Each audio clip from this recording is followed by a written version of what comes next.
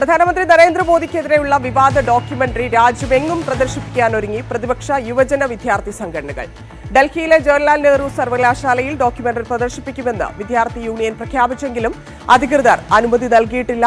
രാവിലെ വിദ്യാർത്ഥി യൂണിയൻ യോഗം ചേരുന്നുണ്ട്. സംസ്ഥാനത്ത് ഡിവൈഎഫ്ഐയുടെ നേതൃത്വത്തിൽ ഡോക്യുമെന്ററി പ്രദർശിപ്പിക്കും. ഇന്ന് വൈകിട്ട് സംസ്ഥാന കമ്മിറ്റിയുടെ നേതൃത്വത്തിൽ പൂജപ്പുരയിലാണ് ഡോക്യുമെന്ററിയുടെ ഒന്നാം ഭാഗം പ്രദർശിപ്പിക്കുന്നത്. ഡോക്യുമെന്ററിയുടെ രണ്ടാം ഭാഗം ഇന്ന് BBC സംപ്രേഷണം ചെയ്യും.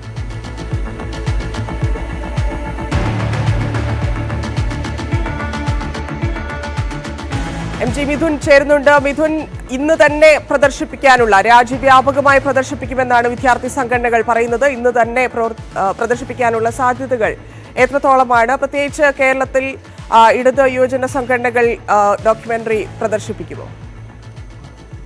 Dhanya, India the Modi question എന്ന ഡോക്യുമെന്ററിയുടെ ആദ്യ ഭാഗം പുറത്തിറക്കിയപ്പോൾ തന്നെ രാജ്യത്തെമ്പാടും വലിയ രീതിയിലുള്ള പ്രതിഷേധങ്ങളും ഒപ്പം തന്നെ വിമർശനങ്ങളും കൂടാതെ തന്നെ പ്രതിഷേധങ്ങൾക്കുമൊക്കെ ഇടയാക്കിയ ഒരു സംഭവം ഉണ്ടായിരുന്നു. അതിന് പിന്നാലെ കേന്ദ്ര സർക്കാർ കടുത്ത നടപടികളിലേക്ക് നീങ്ങുന്ന പശ്ചാത്തലമുണ്ടായിരുന്നു. അതിൻ്റെ പിന്നാലെയാണ് രണ്ടാം ഭാഗം പുറത്തിറക്കുമെന്നുള്ള പ്രഖ്യാപനം BBC നടത്തുന്നത്. BBC ഇന്ന് ഈ ഒരു ഡോക്യുമെന്ററിയുടെ രണ്ടാം ഭാഗം പുറത്തിറക്കുമെന്നാണ് പ്രഖ്യാപിച്ചിരിക്കുന്നത്. ഈ നിലപാടിൽ നിന്ന് പിന്നോട്ടില്ല എന്ന് BBC നേരത്തെ തന്നെ വ്യക്തമാക്കുകയും ചെയ്തതാണ്. വൈകിട്ടോടുകൂടി ഇതിൻ്റെ രണ്ടാം ഭാഗം പുറത്തിറക്കുമെന്നാണ് നമ്മൾ പ്രതീക്ഷിക്കുന്നത്. പക്ഷേ ഇന്ത്യയിൽ ഇതിൻ്റെ പ്രദർശനത്തിന് അനുമതി നേരത്തെ തന്നെ വിലക്കുകയും ചെയ്തിരുന്നു.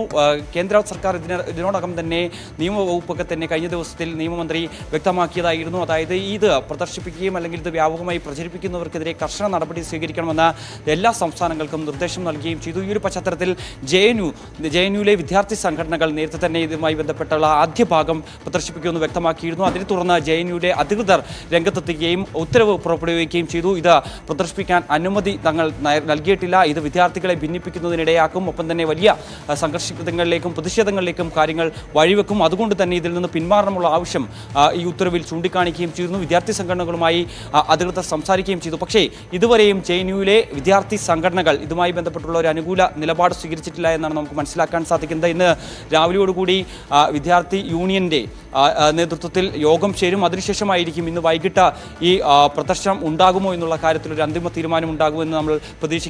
രാത്രി 9 മണിക്ക് വിദ്യാർത്ഥി സംഘടനകളുടെ സെൻട്രലിൽ വെച്ച് ഒന്നാം ഭാഗം പ്രദർശിപ്പിക്കുമെന്നാണ് കഴിഞ്ഞ ദിവസം വിദ്യാർത്ഥി സംഘടനകൾ വ്യക്തമാക്കുകയും ചെയ്തത്. ഏതായാലും യോഗത്തിന് ശേഷമായിരിക്കും JNUവിലെ വിദ്യാർത്ഥി സംഘടനകളുടെ നിലപാട് എന്താകുമെന്ന് നമുക്ക് വ്യക്തമാകും. അതേസമയം നേരത്തെ ധന്യ സൂചിപ്പിച്ചതുപോലെ തന്നെ സംസ്ഥാനത്തെ ഭരണപക്ഷ സംഘടനകൾ ഇതിന് ഈ ഡോക്യുമെന്ററി പ്രദർശിപ്പിക്കുമെന്നുള്ള നിലപാട് വ്യക്തമാക്കുകയും ചെയ്തു. DYFIയും SFIയും തുടങ്ങിയ സംഘടനകളൊക്കെ തന്നെ വിവിധ മേഖലകളിൽ സംസ്ഥാനത്തെ വിവിധ മേഖലകളിൽ വ്യാപകമായി തന്നെ ഒന്നാം ഭാഗം പ്രദർശിപ്പിക്കാനുള്ള ഒരു നീക്കത്തിലേക്കാണ് കടന്നിരിക്കുന്നത്. അത് സംബന്ധിച്ചുള്ള പ്രഖ്യാപനം കഴിഞ്ഞ ദിവസം തന്നെ രാത്രിയോടുകൂടി DYFI ഫേസ്ബുക്കിലൂടെയാണ് ഇത് സംബന്ധിച്ചുള്ള പ്രഖ്യാപനം നടത്തുകയും ചെയ്തത്.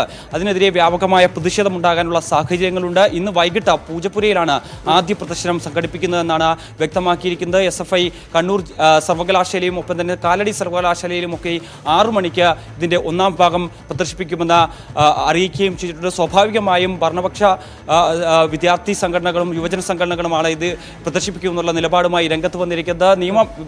കേന്ദ്ര നിയമ മന്ത്രാലയം ഇത് സംബന്ധിച്ച് സംസ്ഥാനങ്ങൾക്ക് കൃത്യമായ നിർദ്ദേശങ്ങൾ നൽകിയിട്ടുണ്ട്.